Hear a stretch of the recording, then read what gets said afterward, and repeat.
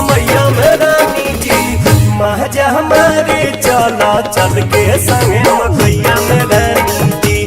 महजा हमारे चला चल के संगे मकैया में रानी जी।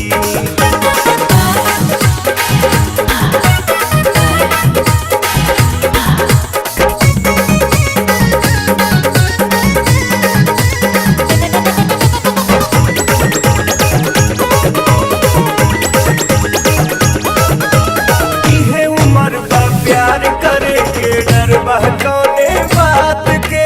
मिलल बा मौका मकैया में चला लूटल हर मुलाकात के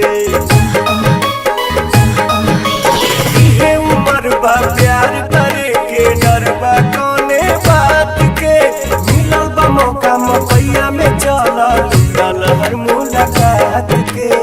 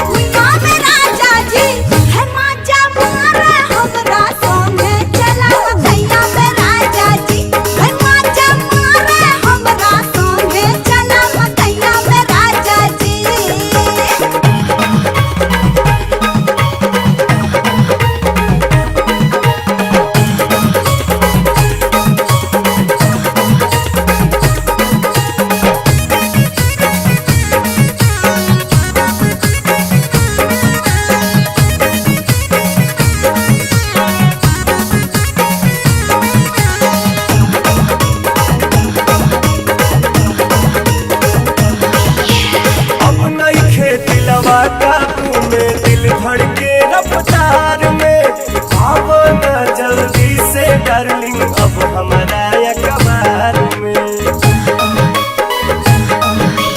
अब नहीं खेती लवा काबू में दिल धड़के रफ्तार में अब न जल्दी